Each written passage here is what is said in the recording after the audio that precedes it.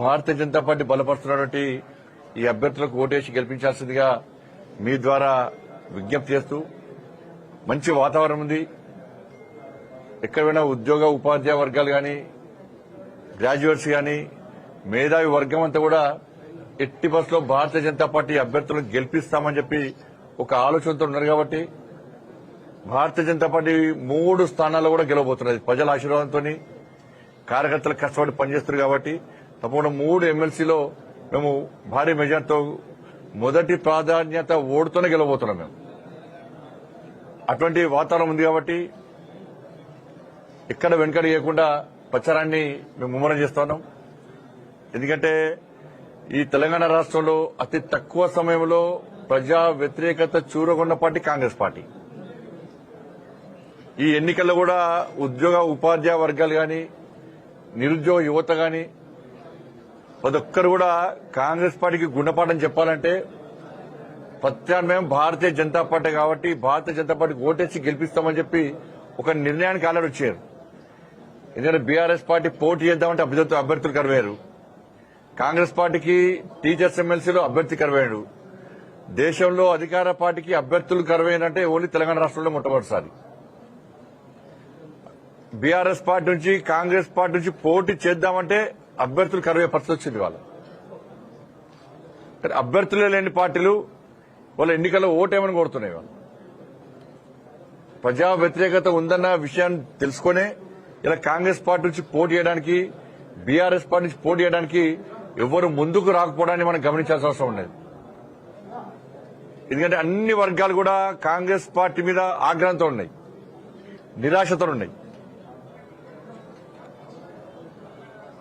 ఇవాళ ఉద్యోగులకు సంబంధించి కనీసం ఏ ఒక్క సమస్య కూడా పరిష్కరించే దాఖలా లేవు. 100 రోజుల పాటు ఉద్యోగ ఉపాధ్యాయ వర్గాల యొక్క సమస్యను పరిష్కరిస్తాం. కేసీఆర్ ఇది చేసిండు అది చేసిండు కాబట్టి మేము చేస్తే ఇంకా ఇది చేస్తామని చెప్పి ఇవాళ ప్రగల్భాలు వాళ్ళకి ఇవాళ 14 నెలలే కనీసం వాళ్ళ సమస్యలు పట్టించుకునే దాఖలాలు కాంగ్రెస్ పార్టీ ప్రభుత్వం. ఇలా 2023 నుంచి పీఆర్సీ కోసం ఎదురుస్తున్నారు. ఆ కమిటీ లేదు, కమిటీ సమావేశం లేదు, అత్తిగతి లేకుండా అయిపోయింది.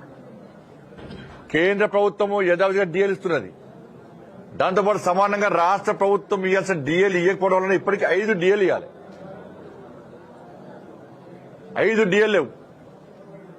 జీపీఎఫ్ పైసలు కూడా వాడుకునే పరిస్థితి లేదు. గ్రాడ్యుటీ పైసలు కూడా వాడుకునే పరిస్థితి లేదు.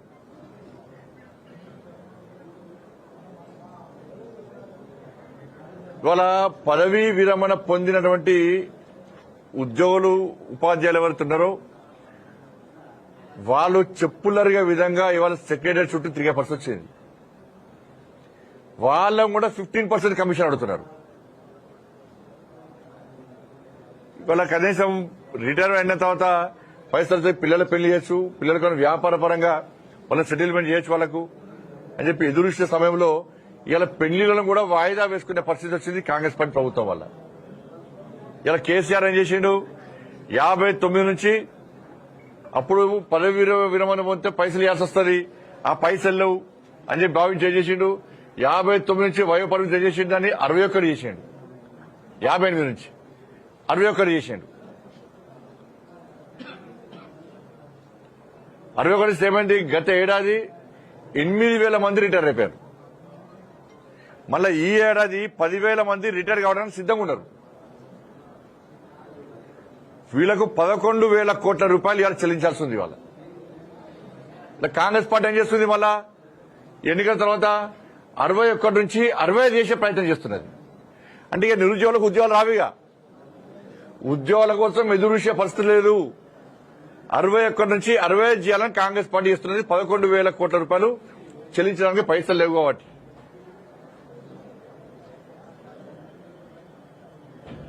ఇప్పటికే నోటిఫికేషన్ రాక, ఉద్యోగాలు రాక 2 లక్షల ఉద్యోగాలు సంవత్సరం లోపల పూర్తి చేస్తామన్నారు.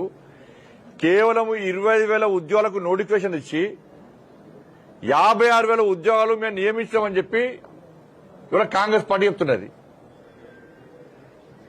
ఇది గత ప్రభుత్వం చేసిందని నోటిఫికేషన్ అని కూడా మళ్ళా మెగా డిఎస్ అన్నాడు, వాళ్ళు అతిగతి లేదు.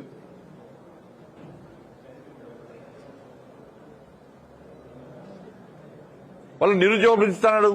ఎవరికి? నిరుద్యోగ యువతకు 14 నెలల నెలకు 4,000 రూపాయలు, వాళ్ళు 56,000 రూపాయలు ఇవ్వాలి. కానీ ప్రమోషన్లు, నిత్య బిల్స్, కామన్ బిల్స్ ఉంటాయి, కొన్ని బిల్స్.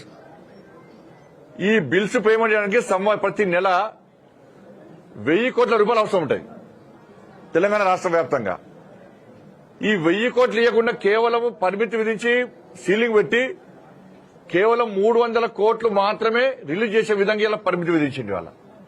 మరి మిగతా పైసలు ఎవరు? హెడ్ మాస్టర్లు కట్టుకోవాలా, టీచర్లు కట్టుకోవాలా, స్టూడెంట్స్ కట్టుకోవాలా? దాంతోపాటు మెడికల్ బిల్స్ కానీ, జీపీఎఫ్ కానీ, సరెండర్ లీవ్స్ కానీ ఇవన్నీ కలిపితే 8,200 కోట్ల రూపాయలు ఇవ్వాలి. 8,200 కోట్ల రూపాయలు లేవు కాబట్టి కనీసం జీపీఎఫ్ పైసలు వాళ్ళు దాచుకున్న పైసలు కూడా వాడుకునే పరిస్థితి లేదు ఇవాళ.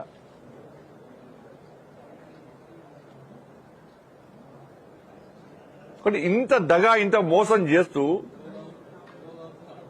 ఇవాళ ఏమనంటే కేంద్రాన్ని తిట్టడము, మళ్ళా ఒక ఎలక్షన్స్ రాగానే ఒక వర్గం ఓట్ల కోసం కక్కుర్తి పడడము, కొత్త సర్క్యులర్ ఇవ్వడము. వాళ్ళు మాట్లాడితే సెక్యులర్ వాళ్ళు, మేము మాట్లాడితే మతతత్వం. ఇలా కులగణన విషయంలో 100% కాంగ్రెస్ పార్టీ కొరుకుతో తలగొక్కున్నది. ఇవాళ మళ్ళీ అడుగుతున్నాను, మీ లెక్కల ప్రకారమే, ప్రభుత్వ లెక్కల ప్రకారమే 3,90,00,000 ఆధార్ కార్డులు ఇచ్చారు. మీరు 3,90,00,000 ఆధార్ కార్డులు ఇచ్చారు. ఆధార్ కార్డు ఒక్కొక్కరు తీసుకుంటారు, డబ్బులు తీసుకోవడానికి అవకాశం ఉండదు. తీసుకునే వాళ్ళు దాదాపు ఒక 20 లక్షల మంది ఉంటారు. మరి 3,90,00,000 ఆధార్ కార్డు అప్పుడు 3,90,00,000 జనాభా ఉన్నట్టే కదా. మరి కులగణనలు మీ లెక్క సర్వే ప్రకారము 3,70,00,000 జనాభా ఎట్లా వస్తుంది? 3,70,00,000 జనాభా ఎట్లా వస్తుంది? 3,90,00,000 ఇంకో 20-30 లక్షలు తీసుకునే వాళ్ళు ఉంటారు. అంటే 4,30,00,000 జనాభా ఉంటే మీ లెక్క ప్రకారం 3,70,00,000 జనాభా పడుతున్నారు మీరు. అంటే ఇంకా 60 లక్షలు ఎడికి వేరు. మరి కేసీఆర్ హయాంలో సకల జన సమగ్ర సర్వే చేస్తే బీసీల జనాభా ఏంటంటే 51%. మరి మీ సర్వే చేస్తే 46% వచ్చింది. మన తుర్కోలం కలిపి 52 అంటున్నారు, 56 అంటున్నారు. ఎట్లా జనాభా తగ్గుతుంది? ఇలా ముస్లింస్ బీసీలు ఎట్లా కలుపుతారు మీరు? మళ్ళీ బీసీలకు 42% ఇస్తామంటున్నారు. 10% ముస్లింలు ఇచ్చేస్తామో, బీసీలకు ఇచ్చేది 32%. బీసీలకు కాంగ్రెస్ పార్టీ ప్రభుత్వం ఇచ్చేది కేవలం 32%. ఇంకా 10% మీరు ముస్లింలకు ఇస్తారు. కల్పదిలా మీరు. ఇలా నరేంద్ర మోడీ గారి ప్రభుత్వం ఈ వర్గం ఆ వర్గం తేడా లేకుండా అగ్రవర్ణాల్లో పేదలకు కూడా ఈ deputy party Bharatiya Janata party, Narendra Modi ప్రభుత్వం.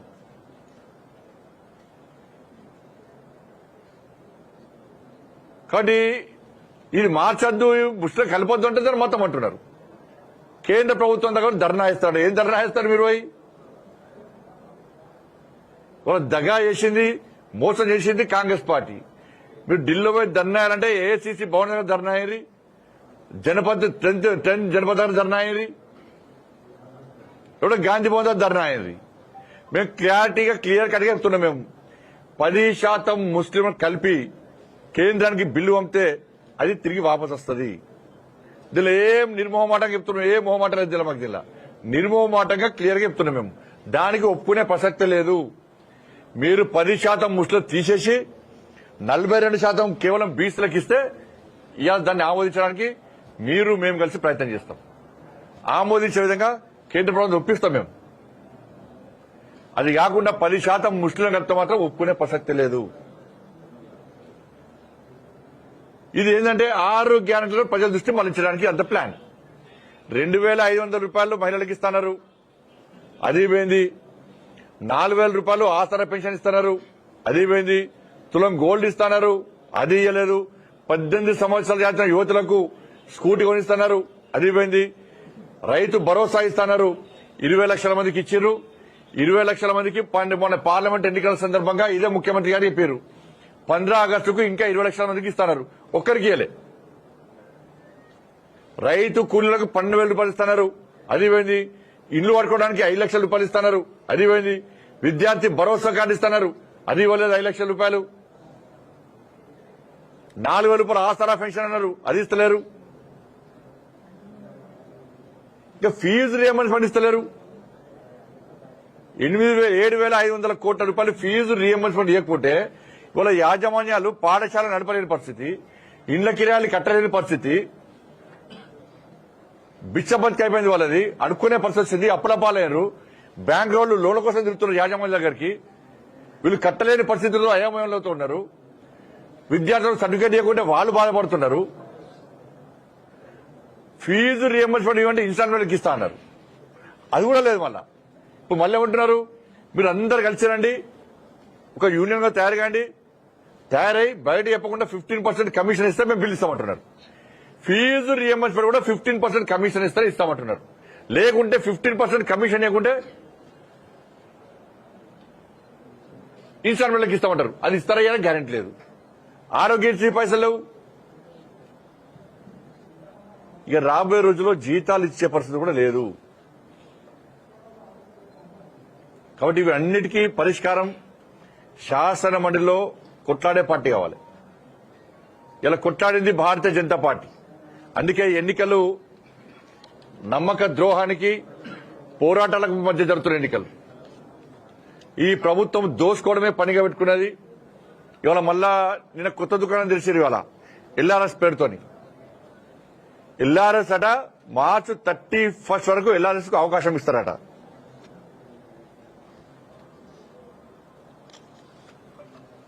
ఎల్ఆర్ఎస్ కు ఇవాళ ఇదే రాష్ట్ర ముఖ్యమంత్రి గాని ఉత్తమ్ కుమార్ రెడ్డి గారు గాని ఇతర మంత్రులు గతంలో బీఆర్ఎస్ పార్టీ ఎల్ఆర్ఎస్ పెట్టినప్పుడు వీళ్ళే మాట్లాడారు, మా ప్రభుత్వం అధికారంలోకి వస్తుంది, మేము ఫ్రీగా చేస్తాము, బీఆర్ఎస్ పార్టీ దోసుకుంటుంది, దాచుకుంటుంది పైసలు అని చెప్పి ఇదే కాంగ్రెస్ పార్టీ నాయకులు ఇలా ఆ రోజు ఊకదప్పుడు ఉపన్యాసాలు ఇచ్చారు. ఇలా 50,000 కోట్లు ప్రజల నుంచి వసూలు చేయడానికి, ప్రజల నుంచి దోసుకోవడానికి ఎల్ఆర్ఎస్ పేరు మీద ఇలా వీళ్ళు మళ్ళీ మాట్లాడుతున్నారు. ఆ రోజు ఇదే ముఖ్యమంత్రి గారు అన్నారు, కేసీఆర్ ఎల్ఆర్ఎస్ అన్నారు, బీఆర్ఎస్ అన్నాడు, ఇప్పుడు ఎంఆర్ఎస్ అంటున్నాడు అన్నాడు. ఎంఆర్ఎస్ అంటే ఏంటంటే మ్యారేజ్ రెగ్యులేషన్ స్కీమ్ అట. ఇప్పుడు మేమంటున్నాం అంటే మన రేవంత్ రెడ్డి గారు ఎల్ఆర్ఎస్ పోయింది, బీఆర్ఎస్ పోయింది, ఎంఆర్ఎస్ కాదు, ఇవాళ బీఆర్ఎస్ పట్టుకొస్తుండే రేవంత్ పట్టుకొస్తాడు. బీఆర్ఎస్ అంటే బర్త్ రెగ్యులేషన్ స్కీమ్ పట్టుకొచ్చినా ఇవాళ మనిషి చచ్చిపోతే కూడా డిఆర్ఎస్ కూడా డెత్ రెగ్యులేషన్ కూడా పట్టుకొస్తాడు. చచ్చిపోతే కూడా పైసలు వసూలు చేసే పరిస్థితి వచ్చింది. ఇవాళ 1,000 కోట్లు దోచుకుంటున్నారు. ఆ వీడియో చూపడతా మీకు, వీడియో ఉన్నది.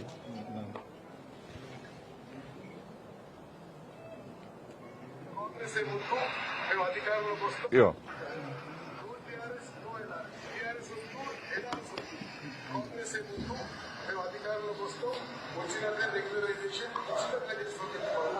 వాళ్ళ రక్తాన్ని పీల్చాలనేటువంటి ఆలోచనతో రాష్ట్ర ప్రభుత్వం వీలైతే అసలు కట్టబాగండి.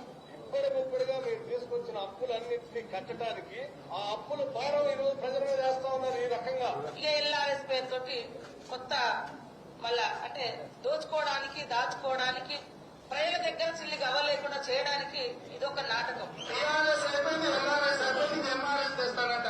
పెద్ద మంచి లేదు, పెద్ద మంచి ఎల్ఆర్ఎస్ అంటే అదే ఎంఆర్ఎస్ కూడా తెచ్చుకుంటున్నాడు. అదేంటి అంటే marriage regularisation scheme sir, marriage regulation scheme అంట. మరి ఈయన బీఆర్ఎస్ పట్టుకొస్తాడు ఈయన. కాబట్టి ఇట్లా అన్ని రకాలుగా ప్రజల నుంచి దోచుకోవడానికి ఇలా కాంగ్రెస్ పార్టీ ప్రభుత్వం చేస్తున్నది. ఏమంటే కేంద్రం తిట్టడము. నేను క్లియర్గా చెప్పినాం, కేంద్ర బడ్జెట్ మీద నేను సవాల్ చేసినాం, చర్చించడానికి మేము సిద్దము. 1,08,000 కోట్ల రూపాయలు వివిధ అభివృద్ది పనులకు, సంక్షేమ పథకాలకు మేము ఇచ్చింది 1,08,000 కోట్ల రూపాయలు తెలంగాణ రాష్ట్రానికి ఇచ్చినాము.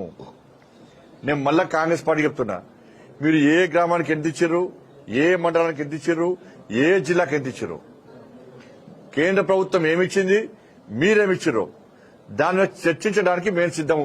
అరే పోయిన గత బడ్జెట్ లా ఇళ్ల నిర్మించుకోవడానికి డబుల్ బెడ్రూమ్ల కోసమని 7,000 కోట్ల రూపాయలు మీరు బడ్జెట్ లో కేటాయించారు.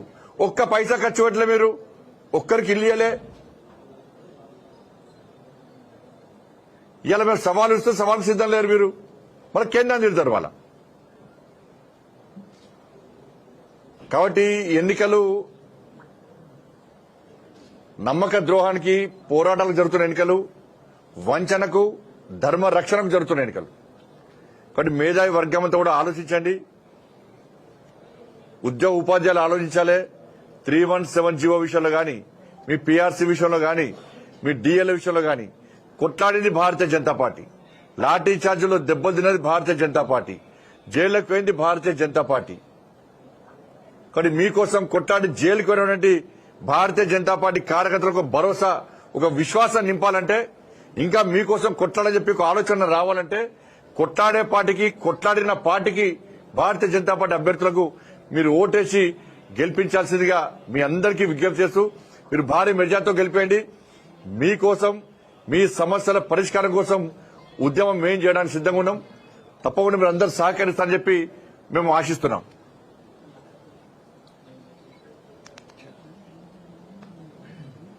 ధన్యవాదాలు.